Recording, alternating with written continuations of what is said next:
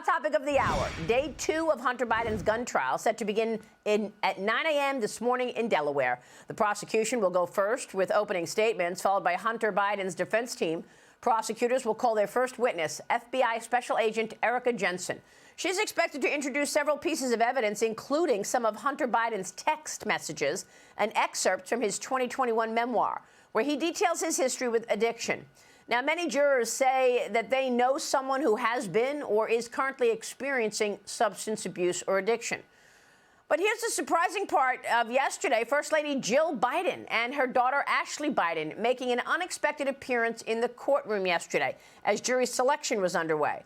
President Biden did not attend, but issued this rare statement saying in part, quote, "I am the president, but I am also a dad. Jill and I love our son, and we are so proud of the man he is today. Hunter's resilience in the face of adversity and the strength he has brought to his recovery are inspiring to us." Jonathan Fahey, your reaction.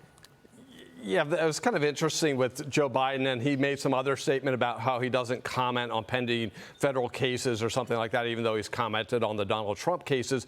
But I think it's interesting with this case because, this will be a good comparison between the Trump case where Biden will probably have a very favorable jury pool, yet he's charged with very serious crimes that are typically prosecuted, even though they're trying to act like they're not. What I find interesting will be when I was a prosecutor and a case was very strong, I would always be interested in what the defense will say at opening statement. And it seems like they're going to go with two theories. One, he didn't really fill out the form, therefore it wasn't false, where he said he wasn't an unlawful user. But then also when he possessed a gun, he actually wasn't an unlawful user. He had stopped using drugs right around the time he decided to buy a gun. I think both of those will ultimately fail, but I think you'll have a very favorable jury pool. So it may be an interesting thing to see how this plays out. But these are serious offenses, and if they try to make it just about drugs, that's not the issue. The issue is about having a firearm when you're a drug user, and that's a danger to everyone. But it'll be interesting to see how this case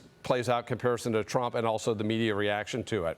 Well, yes. I mean, it's very, natural to try to compare this trial underway now to the Trump trial, which we were all talking about, last week. But there are real differences here. Number one, this is in the Biden hometown, right? You're talking about Delaware. It's a small community. Everybody knows the Bidens. He's sort of a hero in the community. That's where the jury is coming. Versus New York, where Donald Trump faced off against jurors who probably hated him in New York City. But then there's something else to consider. The fact that the prosecution is going to use the Hunter Biden laptop as evidence. And John Ratcliffe makes a great point about looking at that and the irony that brings together. And also, if you're telling us that the laptop is evidence of Hunter Biden hiding things, hiding the truth before the election, how is that different than President Trump apparently, reportedly, hiding things, hiding a $130,000 payment to a porn star?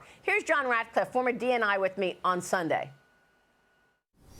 Well, Maria, you already pointed out the irony of 4 years after the Trump administration officially told you that Hunter Biden's laptop was not Russian disinformation, the Biden administration, through their Justice Department, now has to authenticate that laptop in a case against Joe Biden's son. The irony there is rich, but the most important thing is this, Maria. By authenticating that laptop and acknowledging that it's true, what are the consequences of that, right? Because what Alvin Bragg said and what the White House has now endorsed in saying that this was a legitimate conviction of Donald Trump was Alvin Bragg said the crime here was that Donald Trump hid damaging information from the voting public during the 2016 presidential election. So what about all the people that hid damaging information in the form of the laptop during the 2020 election?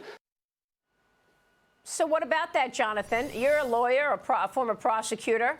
How do you square that circle? Yeah, that's such a great point that you brought out there. Is like unbelievable. Yeah, Joe Biden himself said this laptop was not authentic, was Russian information. Their campaign put it out there, and he looks like he knew that was false from the beginning. He has an extraordinarily close relationship with his son. I mean, the guy is 50-something years old and seems to still I think, live with them, or essentially does.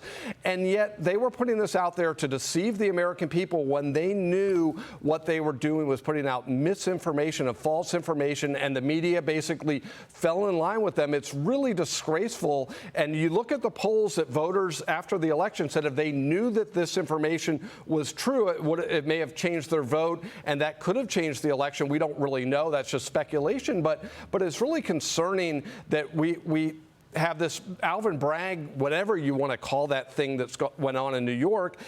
And the Democrats, again, like you said, have totally endorsed this theory that this harmed the election, deceived the public and stuff like that. But when it's on their side, it's perfectly legitimate. Yeah. And all of these people put out that letter, and they've never really retracted it, to my understanding. No. Now, absolutely no consequences for hiding information right ahead of an election unless you're Donald Trump. John, your reaction? Well, that's exactly true. It's, again, this is another example where the enforcement of the law, the interpretation of the law depends upon whose side you are on politically. I mean, you could make the argument that election interference was a much greater problem with hiding Hunter Biden's laptop and the story behind that, as opposed to this payment that Donald Trump made to this lady some time ago. Same thing with the Russia collusion story. Yeah. Hillary Clinton paying the Russians for the Steele dossier. I mean, what was that? Was that, interfering in an election as well, Jonathan? But again, no consequences because they're on a different side.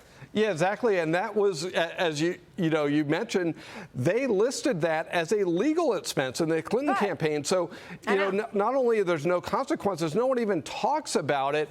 And at worst, Donald Trump, this whole thing is like, it still goes back to 2006 and a bookkeeping error. And again, this is, now they're going to say convicted felon, a million times because they have nothing else to run on. Well, that was the whole point. And also it gave the media all this free pass to report on just Trump, Trump, Trump all the time, as opposed to the failures of the Biden administration, a wide open border, inflation at 40-year highs, 2 wars, foreign policy that's a failure. They don't report on any of it.